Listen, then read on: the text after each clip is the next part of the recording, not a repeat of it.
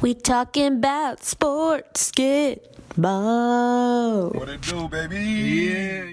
Welcome back, you number one podcast listeners, to another edition of Prem Brulee. I'm your host, Premal Bot, and I am joined by my big bro, Vish. He's back again. Yo, what up? Thank you for having me back. Absolutely.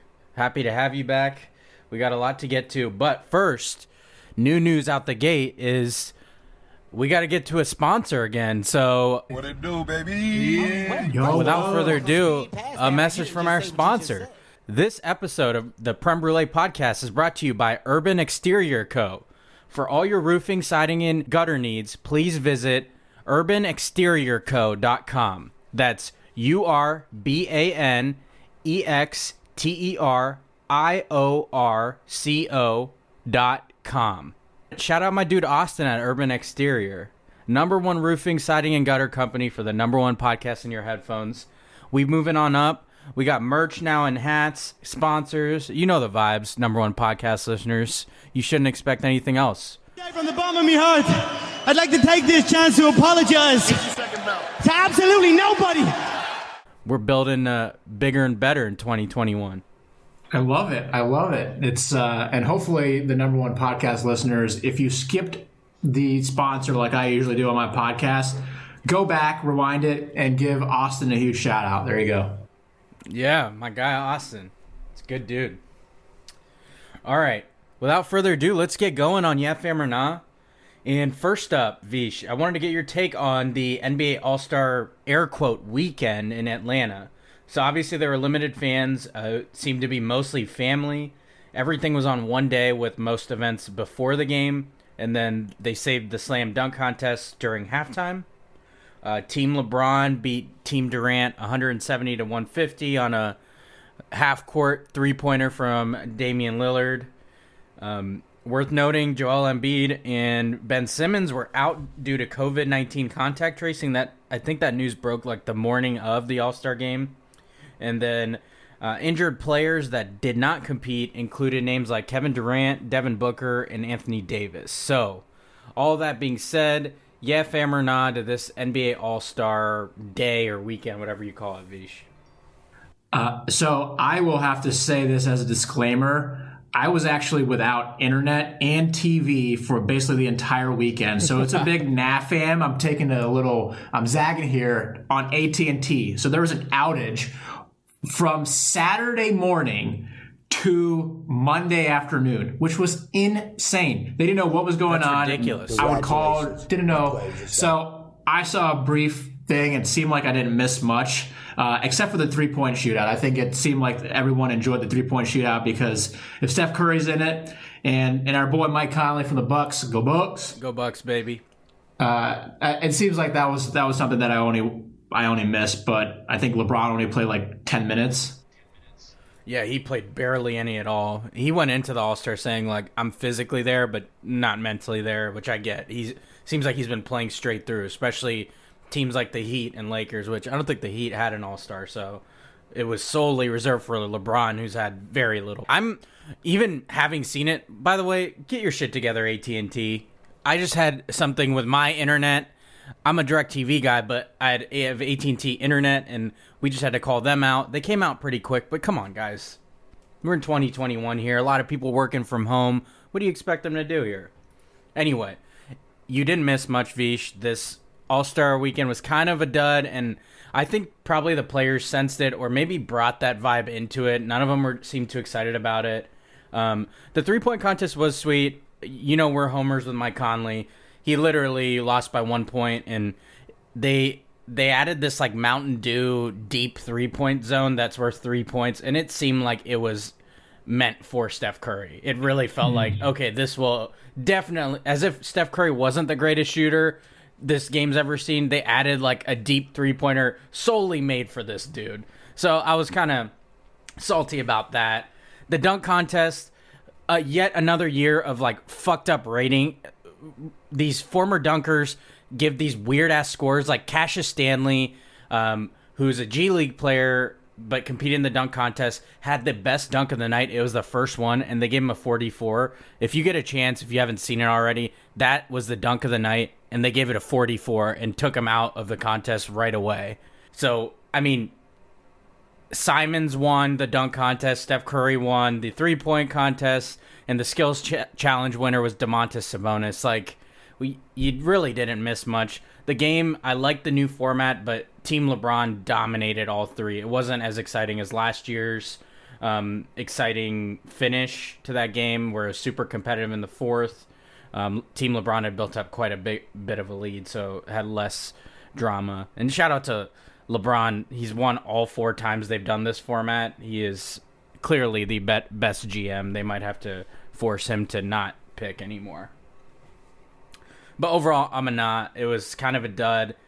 Almost would have wished, like, for player happiness, like, give them the weekend off with their families. Yeah, for sure. It just seemed like the more logical solution, especially with NBA claiming to be wanting to be safe with COVID. Well, anyway. I think you could have easily still done the draft and had that hypothetical. And and even if it was something silly like what the Pro Bowl did with, you know, everyone taking turns playing Madden, which seems silly, but 2K is such a huge part of the NBA culture, I think, that would have been really cool just to see some of those players hop on. And we already know LeBron plays 2K, and a lot of those players do anyway. So I think that would have been a sweet thing to actually do, and actually give some of the players some time off in this really crazy shortened season. Yeah.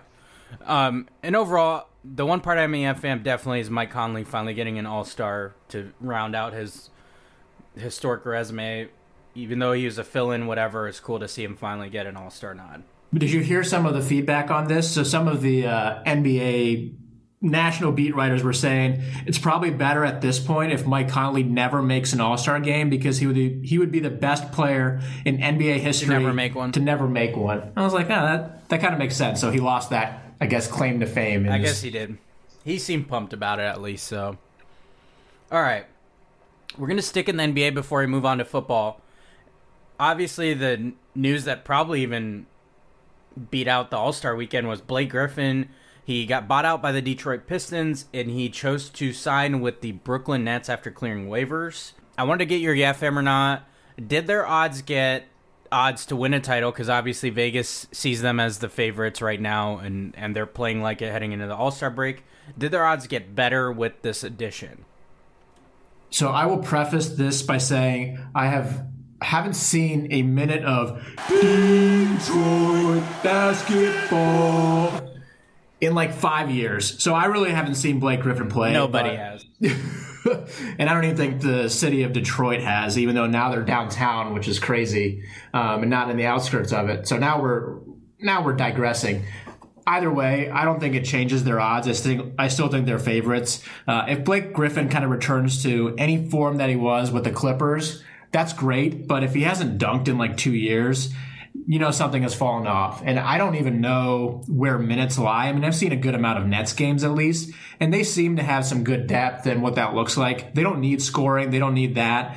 Maybe they have a lot more pick and roll action, especially when Durant returns. But for the most part, I don't think it really changes anything or shifts it one way or the other. It'll just be a matter of seeing if Blake can actually be productive on that team. What do you think? Yeah, I agree with you. I'm a nod of this increase in their chances. Like, I don't think Blake Griffin is the same he was. He doesn't move the needle to like, oh, this is the addition they needed, because his game is totally different. Like you said, he shoots a lot more threes. He's not the high flyer he once was. So I just feel like it's a nice addition. Obviously, you're not going to not want Blake Griffin on your team. I see his role being kind of like a bench scorer. They did lose for all that they gained from James Harden. They lost some bench production by losing someone like Karis LeVert and all that. So Blake Griffin adds scoring off the bench, gives people a rest. You could put either Kyrie or James Harden just with Blake Griffin, and they can run a pick and roll and give the other two a rest. I think it adds some versatility to their already amazing team. So, but I don't think ultimately when you look at their odds, it's about their big three. It is not about anyone else around them. So I don't think their odds increased by it, but it's a nice addition, and all this to stop one LeBron James. Well, and I think at that same breath, it would be the same impact as if the Nets re-signed Keith Van Horn to their squad. Keith Van Horn, baby. Kendall Gill, maybe. Bring Kendall Gill back. Hey, rest in Kerry peace. Kittles. Rest in peace, Mr. Gill. Rest in peace. What about Kerry Kittles? What's he doing? Oh, I don't know what Kerry Kittles is doing. There's some good names for the Nets. They need to bring back those uniforms, too. These are our basketball card history. Yeah, for sure. All right. Now that we kind of put a little bit of a bow on the NBA, let's move over to the NFL because obviously they're wheeling and dealing at this point in time. The franchise tags are coming out, all this stuff. But the main first name that went off the board was someone personal to you, or maybe not for long, J.J. Watt, after being bought out by the Texans, or whatever they decided to do. I think bought out or but JJ Watt surprised everyone by choosing to sign with the Arizona Cardinals. So before we get into JJ Watt, I figured it was worth noting the NFL cap numbers. So anytime we're talking about these numbers, keep this in mind. The cap numbers for this year were released finally, and this year every team will have a salary cap of $182.5 million. Sounds like a bunch, right? But that is down from $198.2 million last year. So this $15.7 million less for this year is pretty substantial. There are going to be a lot of cuts that teams don't want to make. So obviously, number one podcast listeners will be talking about them in each of our episodes. But worth noting that these are the new numbers. They went down, obviously, with COVID and limited fans. There was just less money to go around. So I think the Players Association and NFL had agreed that it wouldn't go below $175 million, so they finally settled on a $182.5, which is substantially less. Anyway, that's all worth noting with all these moves that are happening, and some of which we're going to discuss today on this episode. For J.J. Watt's numbers, he signed a 2-year, $31 million deal with $23 million guaranteed. Will he be an impact for the Cardinals? Just give me your overall yeah, fam or not of this move, Vish. It's a big yeah, fam. I think the Cardinals had a huge, swing, and let's see if it's a miss or if it's knocking out of the park or even if it's like a double. They've got their money's worth. I think at the end of the day, J.J. Watt means a shit ton for the Houston Texans organization, the city of Houston. I think even in his introductory press conference, it was worth noting that he really thanked the city of Houston instead of thanking the Texans and what he's going to miss the most. And so it really kind of reinforces a topic that I don't want to revisit right now around Deshaun Watson. But either way, a huge locker room presence, a great community presence, and I think it's just going to push their young players a little bit further. The Cardinals' defense actually last year was one of their better sides of the ball, and it was actually their offense that shit the bed, and so it puts a lot more pressure on Kyler Murray and that offense to actually follow through and make sure that, hey, we have a great team on paper, but let's see if it actually follows in a big division, I think, too, in a really tough division. But he really adds that depth in terms of that. Honestly, this is another move. I know it's not on the offensive side of the ball, but this roster really is rounding out with some big-name players in Arizona. You're running out of excuses if you're Cliff Kingsbury and if you're Kyler Murray. Yep. You have all these weapons around you. You got to do better than 500 and missing the playoffs in the last week of the season. Just no excuse for it. I think this is a great deal for all parties. Yes, it's a lot of money, but J.J. Watt still has years left in the tank, some good years, and you're limiting the amount this contract is worth. So at most it's 2 years, and then if he really doesn't live up to it, then you're not on the hook for too much. I think it's a win-win. It's good for JJ because he gets a nice chunk of change still. And you pointed out they have a great roster, and you're pairing him with Chandler Jones, which is quite the defensive line. So, yeah, running out of excuses in Arizona. I know they're in a tough division. That got tougher with Matthew Stafford now on the Rams, and we don't know what's going to happen with the Seahawks, all that stuff. We don't know what's going to happen with the Niners either, but there are no excuses anymore. Yeah, I mean, I think, and Watt has been super productive as well. If you as a Texans fan, I follow a lot of the beat writers, and if you watch some of the film that they put out on J.J. Watt, teams are running away from him still. As injury prone as he's been the last couple years and what that looks like, he's still a presence, not just on the pass rush, but the run defense as well. And that will be important for the Cardinals moving forward. So for them, it's weird that the Texans weren't just like, hey, where do you want to go? We'll send you there. And they released him with nothing. They could have got like a third rounder, fourth rounder at the very least. And it's silly. We're not talking about that right now, though. Yeah, I mean, you saw it happen with like the Patriots getting Trent Brown from the Raiders. Trent Brown reworked a deal, so they could have done the same thing and gotten some for it. But I know we're preaching to the choir here. Let's move on to the other big signing of this this offseason so far, this young offseason so far. It's my quarterback. Dak Prescott signed a 4-year, $160 million deal with $126 million guaranteed. A couple of contract notes. He has a $66 million signing bonus. Imagine getting that many zeros behind a number just for putting your signature on a piece of paper. He has a $9 million base salary. This is all in year one. So in year one of this contract, he will earn $75 million. Wow.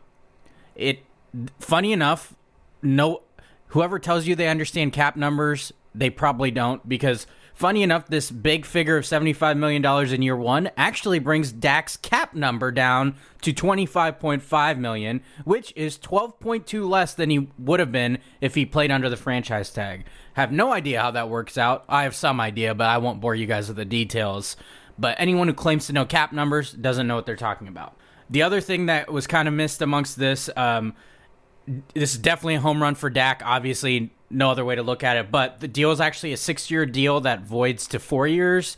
The reason that is like that is because it allows for the team, the Cowboys, to spread out Dak's cap hit over time. So it leaves them more room to make some moves.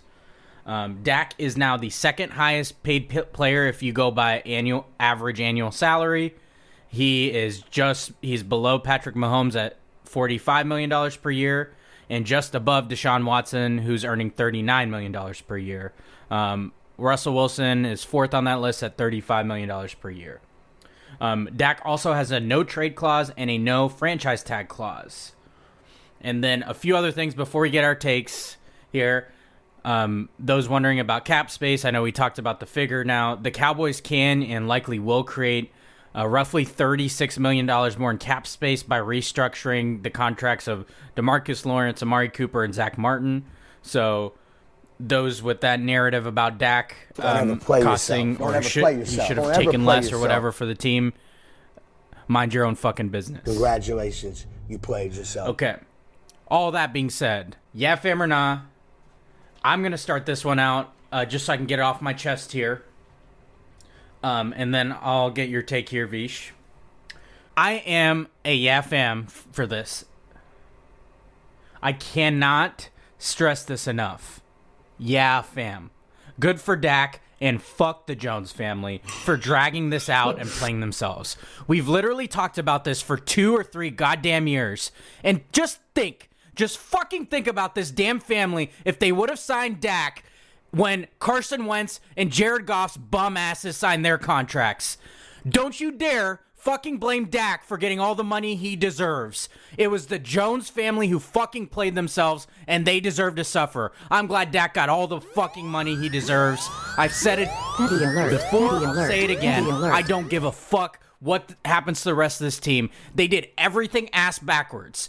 They didn't pay him first. They paid everyone else. And now you want Dak to take less money for all these other people? No.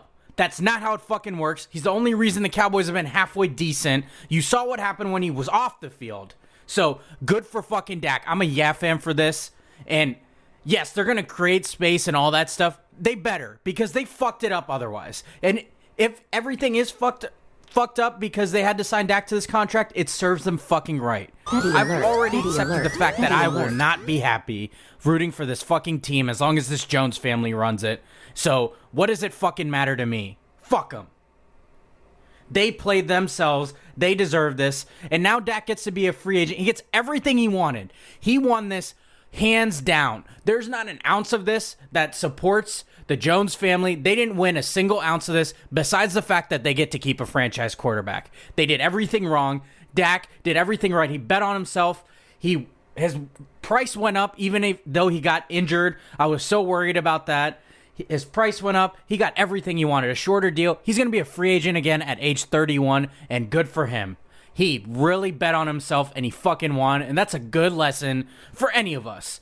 A little early, too much sense. Be like Dak. Bet on your fucking self. There's not much for me to add because you said it all. Everything that, even as a non-Cowboys fan, Dak really bet on himself, like you just said, and got paid for it. And in a very mutually beneficial thing for the Cowboys as well, because they have a lower cap hit this year. They can restructure and really sign things that they really need to make a playoff push. When Dak went down last year, that was it. And the Cowboys still almost made the playoffs, right? In a shitty NFC division, but still, without Dak, without that, let's just see what happens and what they're able to do. And it's not a best kept secret, and I'm using air quotes that you all can't see, but when the new TV deal kicks in for the NFL, they're going to be able to, that cap number that you said earlier today, it's going to increase. The 182.5. Yeah, it's going to continue to increase. It's going to continue to climb. And it's a 4-year deal. So when Dak turns 31 in 4 years, he will be able to bet on himself again. If it's the Cowboys, great. If he's able to bring success, fine. But there's going to be plenty of other teams out there that are going to be like, hey, he's 31. Let's give him another 4 years. It's just a win-win situation all around. Good for him for signing a long-term enough deal, but short-term enough to give himself a chance for another big payday. 100%. And worth noting about that salary cap figure, you can tell that this period of time in our world, frankly, with this pandemic, impacted things because prior to this year of the cap number going down, it had increased, I think, at least 10% every year. So it's a good indication that NFL is usually making a lot of dough, but the situation that we are going on in this world didn't allow for that to happen. And speaking of Texas, I'm going to get on my soapbox a little bit. All right. We had last week when you had Jasmine on, it was one of our more serious conversations, and it was fantastic. Yeah. Shout out to Jasmine and you for having such a wonderful conversation. So huge shout out to our sis and what she was able to bring, and relating to the sports was awesome. But let me get on my soapbox a bit. I'm sure all you number one podcast listeners out there know that my brother and I, we have grad degrees from the College of Public Health, from the Ohio State University. We're as pro public health as they get. But Texas just has completely shit the bed over the last month. We're talking about when they had their winter storm, just not being able to sustain that power grid around heat, electricity. Millions were without that for days. And there's still plenty of individuals, hundreds of thousands, that have shitty water. I mean, what are you talking about? And then the governor, a few days ago, announces, we're going to reopen Texas. And that's probably what I think he sounds like, even though I've never heard an ounce of him, because I'm not going to give him the side of day. Instead of reopening right now, just wait a few months. Fucking wait. We're almost there. People are almost vaccinated. Holy crap. And probably a few hours ago, the Texas Rangers, they just announced, I don't know if you saw this, that they're going to allow a full capacity stadium. The Texas fucking Rangers. And there are a garbage team with a garbage stadium. Luckily they blow. They probably won't fill out the seats anyway. I mean, just a joke.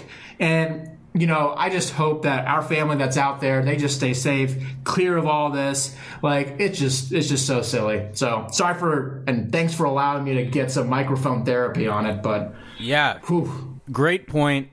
Couldn't have said it better myself. They're playing themselves, which is a perfect segue because you already know what time it is.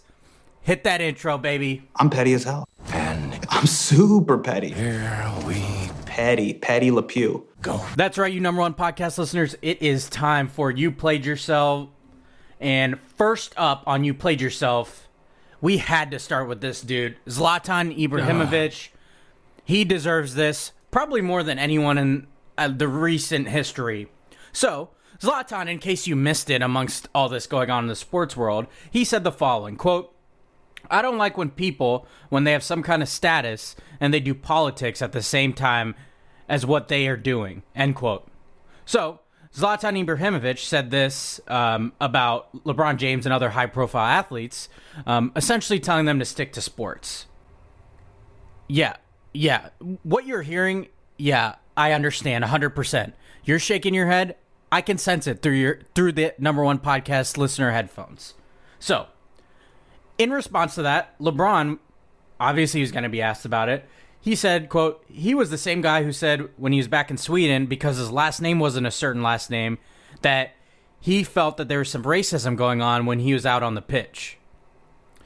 James continued, "I speak from a very educated mind, so I'm kind of the wrong guy to actually go at because I do my homework," end quote. Hell yeah. You're damn fucking right. So, regarding what James brought up, Ibrahimovic a few years ago said he was subject to undercover racism in his native Sweden because his Bosnian roots give him a last name that doesn't sound traditionally Swedish. I guess Ibrahimovic isn't common to Swedish last names, and that was what he felt was leading to discrimination. So, in response to all this backlash that you are no doubt feeling and why, as you listen to this, because why the fuck would anyone have to stick to sports? Like the fucking gall to claim that someone needs to do that. Anyway, when asked to clarify his point, Ibrahimovic doubled down. He said, quote, "Athletes unite the world, politics divide it. Our role is to unite the world by doing what we do best. Athletes should be athletes and politicians should do politics," end quote. Yeah, in case I didn't explicitly say it, yeah, go ahead and fuck off with this take, Zlatan. We're talking about the dude that talks in third person, and we give a shit about what he thinks, and he's telling people to stick to sports. This is who we're fucking listening to here? So can Stick I ask to fucking sports? Can I ask a clarifying question? Did LeBron James, to unbeknownst to many of us, run for an elected office? No, he's fucking speaking his mind like many of us do. It's nothing different. He just has microphones in front of us. And we've gone over this in our pro LeBron plugs. If you didn't know by now, Prem Brulee is a pro LeBron podcast. You're damn right. LeGod James, baby. Don't ever get it twisted. And to be honest, I've covered this and I won't spend too much time because Zlatan does not deserve it. But I'm glad LeBron didn't stick to sports. I'm glad he educated himself. I'm glad he gives back to the community because of what he's doing with I Promise School and every other thing that he's done is incredible. It's beyond what any athlete actually is required to do. He just goes above and beyond. And so I'm glad he hasn't stuck to sports, and I'm glad he stood up for himself that, hey, when I talk, I actually understand what I'm going on. And this is all with the caveat of whatever happened in China a couple years ago. I know that was something that LeBron wishes he probably would have educated himself on before he chatted. Right. Yeah, that was like a hiccup in... That is a very good point. The situation in China that had to do with free speech and them basically censoring NBA because of how they felt that was perceived. I think it started with Daryl Morey, who was then part of the Houston Rockets front office, all that stuff. LeBron was essentially protecting his money in that instance, which I get was totally wrong. There's no excuse for that. If you're going to be outspoken, be outspoken. But sticking to sports, no, we're not fucking doing that. We're not fucking for that. If you don't want to talk about it, then don't. If you're Zlatan, like, continue talking in third person or whatever people find fucking endearing. But those athletes using their platform for good, like, what are we really talking about here? You want to call them out? Give me a fucking break. Speaking of give me a fucking break, Myers Leonard, you fucking played yourself. Myers Leonard, a center for the Miami Heat, in case you are not aware, he used a anti-Semitic slur during a video game live stream. You can look up what he said. I'm not going to give the word the time of the day. I don't believe in using that type of hate speech or even explaining what he said. You can find it. You can find his apology, all of that stuff. He posted an apology and basically outlined there's no excuse for it, but he didn't know the meaning of what he was saying. You know, I'm going to get into this here. So, there's just no place for this. There's no excuse for it. In the video, if you've watched it or if you haven't, You can find it online, I'm sure, on Twitter somewhere. Leonard even paused before rattling the slur off. So he basically like gathered his thoughts to say it. So whether he knew it or not, we don't rationalize that type of behavior. If you don't know what it means, how are you going to fucking say it? I'm not going to say a word that I don't know and pretend I fucking know what it means then. If you want to claim ignorance, like, you have no basis for that. There's no excuse to use this type of language. And you can't claim ignorance. In his apology, he said it's not an excuse, but still, we're not condoning any of this bullshit. You got something to add to this? Yeah. Stupid hate speech. Look, the way... Myers Leonard... real quick. Myers Leonard, the Heat put him on indefinite leave, which is like also bullshit. Like, what do you need to evaluate at this point? And the NBA is like, we're reviewing the video. It's like a 30-second video. Like, what are we talking about here? Anyway, that's the status of things. I think Myers Leonard is hurt right now, so he wasn't even with the team anyway, but that's the update on the situation. Yeah, it just... The way he rattled it off, you know, I watched an edited version of the video, and you can read in between the lines of what he said. Like, he's been using this word pretty regularly, and it's a weird, like, not to like demean any sort of racial slur or anything, but like to use that anti-Semitic slur, you kind of have to have heard it somewhere and is part of your vocabulary. So fuck this guy with 1,000 fucks, you know, like, what an asshole. And the other part of this, and I'm sure this tweet has probably been surfacing around as of late. During the bubble last year, he was the only Heat player and among the very few that actually stood up as their teammates kneeled. And that symbolic thing was probably where it could have stopped. No, he fucking tweeted, "I stand." And he went on this gigantic rant of why he stands. And everything he listed actually would go the opposite of like, no, you should actually be kneeling with your quote unquote brothers and teammates. I mean, he is just a crock of holy shit or whatever it is. If he's not cut by the end of the weekends, like, there's something seriously wrong with the Miami Heat. Yeah. Sorry, Myers. Like, this is the end of your NBA career and perhaps your career in general. Ridiculous. Okay. No easy way to transition away from that, but we're gonna try. Switch over to football. We're gonna try it, yeah. Okay, the next you played yourself goes to this notion that due to Dak Prescott signing this deal, there's no more excuses. He should bring the team a Super Bowl. Okay, let's fucking break this down here. Yes, obviously a Super Bowl is a fucking goal. Like, no shit, Sherlock. But since when is one player carrying a team to a title in football? Show me the example of a QB who had no talent around him and pulled a LeBron James with the Cavs in 2007 or LeBron James with the Cavs in 2018.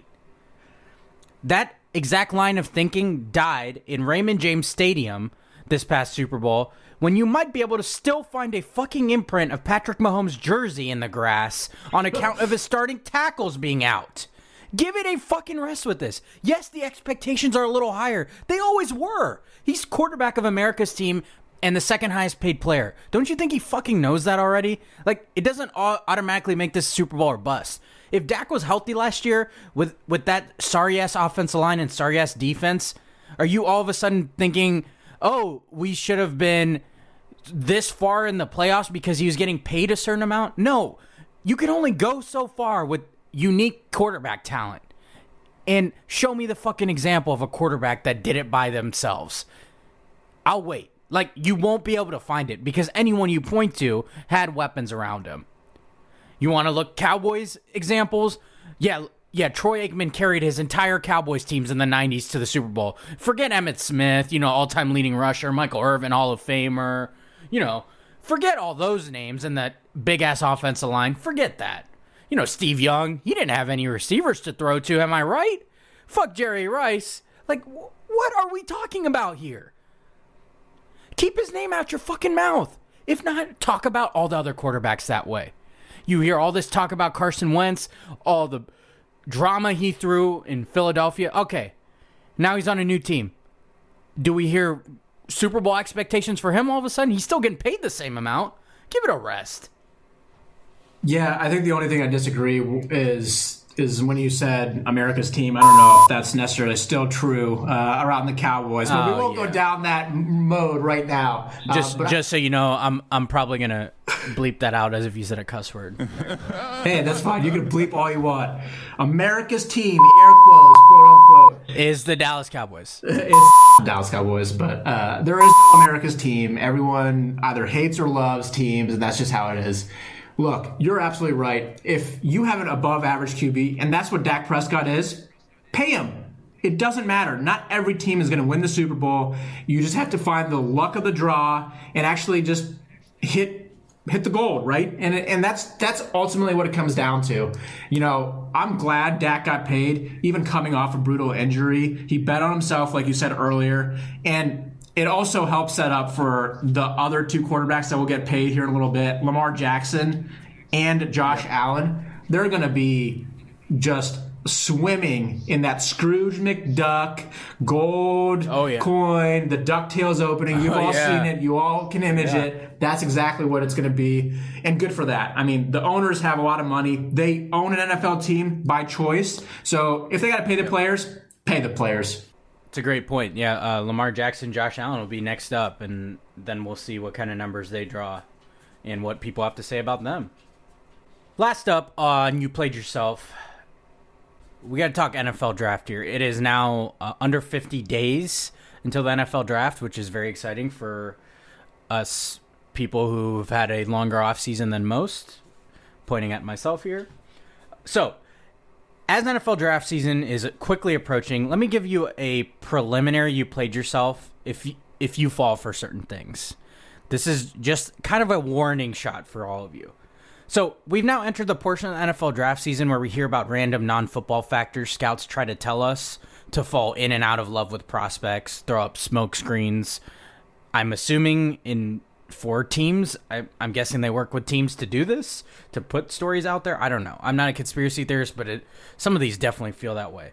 So one example I have is, at one point, Todd McShay noted on Get Up on ESPN that BYU quarterback Zach Wilson was not a team captain. Players on BYU voted for 8 captains of the 2020 season, 4 offense, 4 defense, and Wilson was somehow not one of them. He was part of the leadership council, but not a captain, and they wondered if that was a red flag. I mean, really, guys? Like, come the fuck on here. Let's keep it to football here, and not all these other stupid-ass factors, okay? Okay, here's my next warning. And I think we kind of covered this the last time I was on with Thomas when I got his preliminary rankings. We have some teams that claim that they have Zach Wilson over Trevor Lawrence in their quarterback rankings. Fam, do not trust any fucking draft rankings where Trevor Lawrence is not the top quarterback on their big board. Just don't trust it. It's not correct. Stop overthinking shit and trying to find things. Trevor Lawrence is the best quarterback. Along those same lines, if we want to go by position, you find any ranking that doesn't have Penei Sewell as the top offensive tackle. Yes, I'm aware Rashawn Slater is really good. Penei Sewell's better. He should be the top tackle. If you have anyone getting cute, ignore that fucking ranking. Next up, Kyle Pitts not being the top tight end, fucking skip, close out of that link. You don't need it. Kyle Pitts might be more of a receiver, but he is classified as a tight end, and he is a damn good weapon. Okay. Last position group, but he might not be super early in the draft. We'll see. At running back, if you see any position ranking that doesn't have Najee Harris from Alabama as the top running back on their list, fucking skip it. It's not that complicated. Trust your eyeballs, okay? Don't try to find things that are not on tape or anywhere, okay? They're grabbing shit out of thin air. If you see a ranking that looks fucked up, don't waste your time with it. Let's move on to who you got and what you feeling. And a little quick recap. Obviously, last episode was a little different, so we didn't have picks then. This is back from our typical episode format like we're doing now, Vish. Yep. Last time, Thomas and I talked about where J.J. Watt would end up, and I don't think anyone predicted the Cardinals, so no one had that right. It was mostly like Browns, Packers, Steelers, Bills, maybe like a contender like the Buccaneers. Thomas did have a long shot probability of the Bears. I guess he kind of had the right idea of like, oh, a team no one's talking about, but he ended up on the Cardinals. We talked about our Team Snacks power ranking. Obviously, this started last year. You and I did a Team Snacks. I think it was Team Snacks 2. This was Team Snacks 3 episode. Yeah. And you even got some love from there. I'll let you get to that. But I went with my power rankings being chicken wings being number 1 for me easily. I'm a chips and dip guy because Steph, my wife, threw down a whole bunch of dips for Super Bowl, including dessert dips. And then I'm a big pizza guy. And then my nostalgic pick, which you can relate to, having for sure. been raised in the same house, was pinwheels. Grew up going to Super Bowl parties with pinwheels there, and we love those things. And then to drink, I'm a pop/soda person. So Thomas went with some. He also went with wings. He threw a Dark Horse Snyder's honey mustard pretzel bites, which are bomb. Yeah, they are. He likes French fries, also, which is random. He acknowledged, but I like the Dark Horse picks. What do you got here? Yeah, this is tough because I love wings. Don't get me wrong, but if you're eating wings and or pizza as a fucking snack, big kudos to you. I usually use those as meals. It's a lifestyle, baby. Hey, I get it's a lifestyle, and I'm not talking about like kudos in terms of the granola bar from way back when. I don't even know if they still Wow. make it. Yeah, it's the That's a M&M kudos throwback. kind though. Those couldn't have been healthy, by the way. We carried those in our house. They're like kudos, and it was like a half candy bar. Yeah, and the ones with M&Ms were the best ones, I think, easily by far. The mini M&Ms, whatever. I think everyone knows I'm a chips and dip guy. Even when we do like little icebreakers for work or community related, whatever it is, chips and dip's my favorite food. It's so versatile, whatever it is. So, and I know I got some love a few years ago. I randomly tweeted something, and Frito-Lay sponsored me for like one Super Bowl, and they sent me like a care package. So that was pretty bomb. I know we're still looking for a wing sponsor. Cough, roosters, cough, roosters, cough, roosters. Where you at? Do, baby. Yeah. The other thing that I'll add, I love cashews. They have to be salted. Cashews are just an awesome snack. Kind of fill you up for the time being. I know we're also team goldfish here. And frankly, anything with cheese on it, I will fucking inhale. I love cheese. Cheese is so amazing. Nacho cheese, cheddar cheese, Parmesan cheese. You can talk about any sort of cheese, I am your man. And that also goes in with chips and dip. So cheese is like 1, 2, and 3 on my list here. And hey, if cashews were dipped in cheese, I would probably eat them too. Not gonna lie. That's a new wave. Cheese-covered cashews is a hell of a proposition, and who do we need to get to? Planners, hit us up for a sponsor. Let's get cheese-dusted cashews. Oh yeah. There's multiple types of cheese-covered cashews that you could have too. Like now I'm craving cashews. Now I'm craving something that might exist already. One of my good friends, which I know, Ricky, Pretty Lick Ricky. Dad. Yeah, Rich Dad. There you go. He always would say, if you can think about it or you've thought about it, it's already been done. And so it was just one of those ideas of whatever. So cheese cashews got to We gotta look exist. They have to exist somewhere. You're right. Yeah, you have the claim, like, we'll never not have a Team Snacks episode every year because we cashed in on Team Snacks 2. You got a little sponsorship for your Super Bowl. So, and I was just thinking about this, and I'm surprised, and shame on us for not doing this, but movie theater popcorn is easily top snack choice ever. yes. So I think the context of this, in my defense, is like more about a Super Bowl. Oh, okay, Usually, gotcha, yeah. You and I both do this. Like we haven't even really gone into a theater, but we've literally went to the concession stands and walked out with a tub of popcorn instead. Oh yeah. Oh. And I've done that multiple times in this weird year. Like, I haven't seen a movie in a theater in over a year, but I have been to one just to go get popcorn. Oh yeah, it's so good. Now I'm craving some too. Amen. Always. All right. The other thing Thomas and I talked about were draft rankings. I was getting his take because he does a lot of scouting. So obviously I won't recap everything here, but there's more to discuss with the draft coming up shortly, so I won't bother with that. I will go over, he had a quick top 5 mock draft. He went Lawrence to Jacksonville at 1. Zach Wilson to the Jets at 2, Penei Sewell at 3 to the Dolphins, Kyle Pitts at 4 to the Falcons, and Jamar Chase at 5 to the Bengals. I went with Lawrence and Wilson 1 and 2. I went with Jamar Chase at 3 to Miami, the receiver out of LSU, Justin Fields at 4 to Atlanta, and then Penei Sewell at 5 to Cincinnati.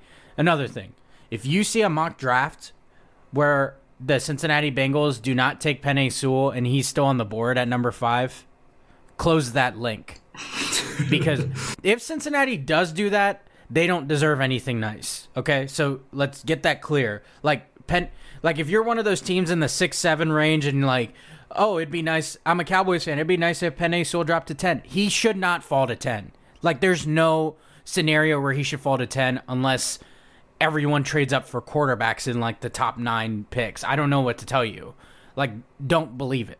The other thing to add into this, which I'm not going to push back on Thomas too much, but Tua is a left-handed quarterback and Penei Sewell is a left tackle. To block Tua's blindside, if he's your franchise quarterback, you actually need a right tackle. So it is not super far-fetched because we don't even know if Tua is an answer in Miami, but I'm just putting that out there. Like, it would be a huge stretch for Miami to take a left tackle with a left-handed quarterback that is the presumptive starter going into next year.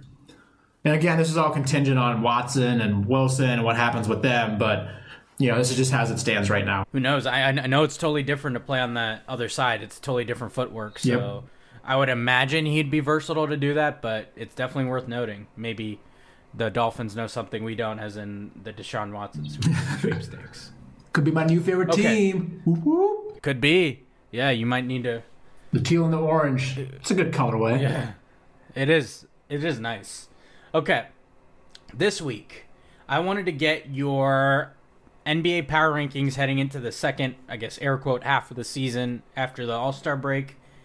Give me your top 5 in your power rankings. I think right now, if I had to rank them, I had to look this up too, just because I haven't watched as much NBA as I probably should at this point. But I would say 1, Nets, 2, probably the 76ers, then the Lakers, Jazz, Suns, in some sort of order to round out the top 5. But I think the 2 top teams would probably be in the East right now, and Joel Embiid, even though we're pro LeBron, he's been lights out this year and is obviously the MVP favorite as it stands, and would be the MVP at the halfway point. Yeah.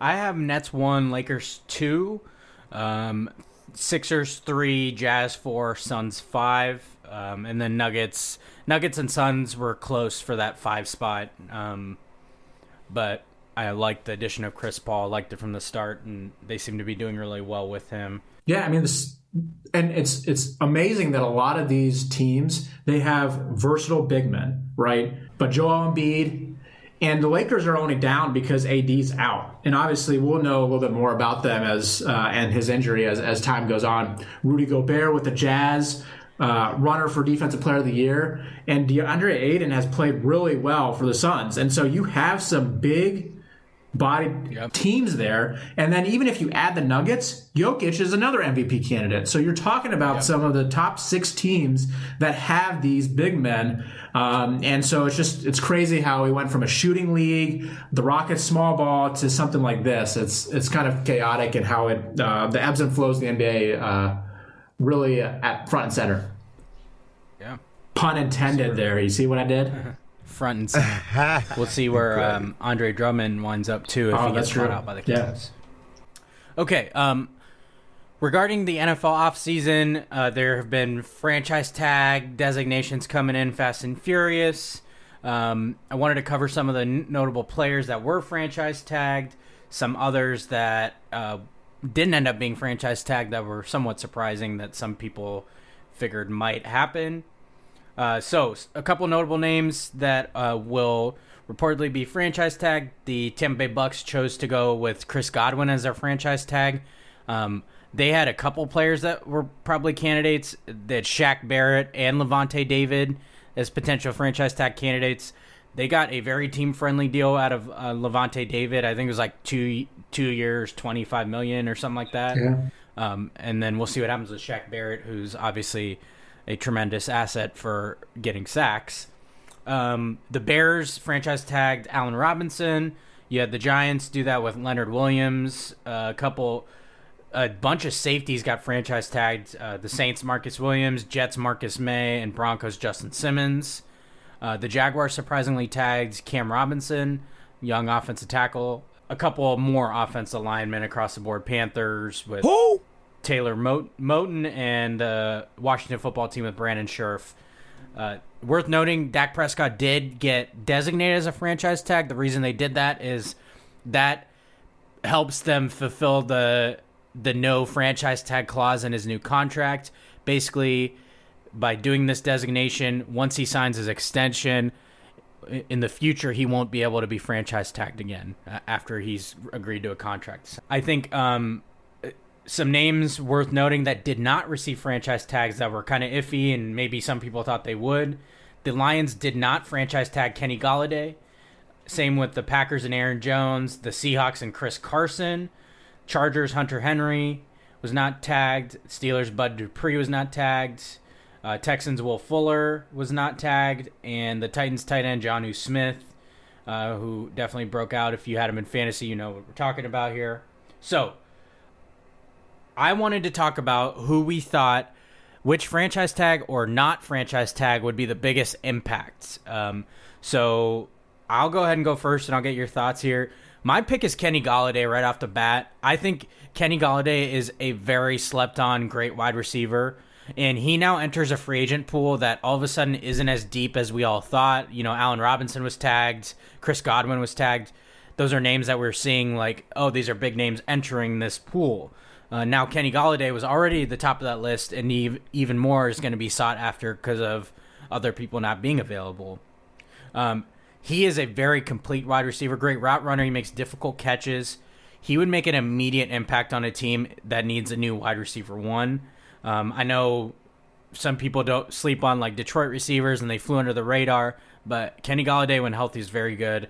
And this tells me that all these mock drafts having the Lions take a wide receiver at number 7, it adds more to that. They probably need someone because I think, well, with Kenny Golladay going, I think they're also going to be losing Marvin Jones. So that's their 2 top receivers. You have to think they're probably going to lean towards going receiver with their 7th overall pick. Who you got for this? Yeah, I like the Kenny Golladay pick. If you can throw some music in there for some Kenny G, I think we should have that drop for sure. Because Kenny Golladay is super underrated. I think he was injured last year, and I think they just kind of held him out at his request so that he didn't kind of risk getting injured at the before free agency, if you will. Kind of more the reason why I thought they were going to franchise tag. Yeah, seriously. Like, they really played it safe with him. Oh, yeah. I thought so, too. But I think when they got rid of Stafford, the writing was on the wall for the Lions and their rebuild. And I don't blame them. I actually don't mind any of the tags that were there. I personally like the defensive players getting tagged.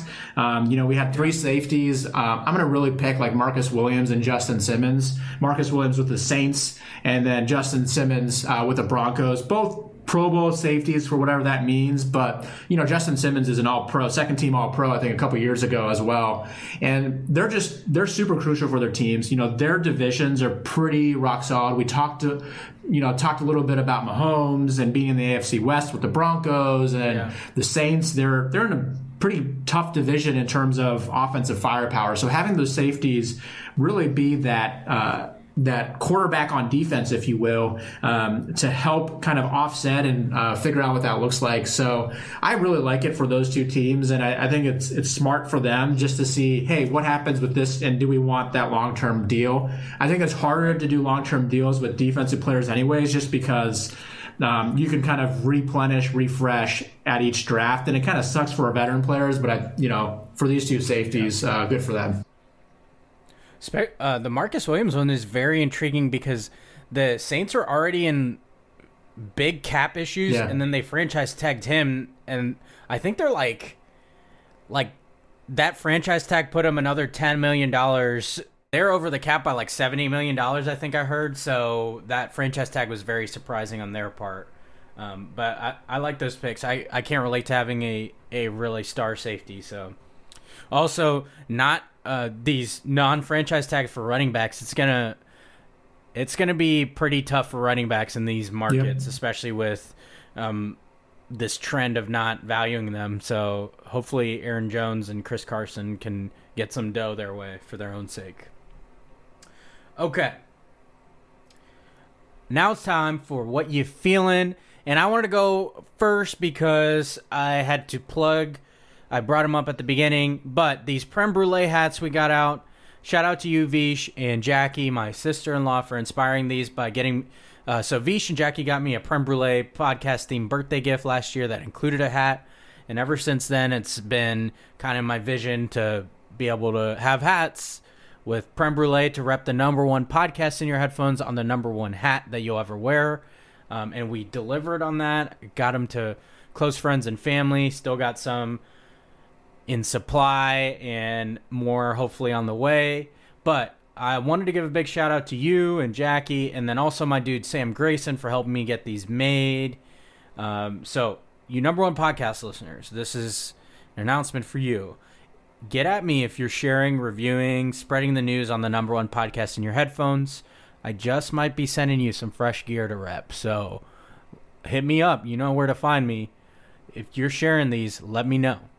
Yeah, I love the hats. I'm not just doing a plug because you're my little bro and I love you, but the hats are legit for sure. They are super comfortable. So even if it's a quick Instagram post, share, a Twitter, Facebook, whatever it is, plug Prem Brulee, shout us out.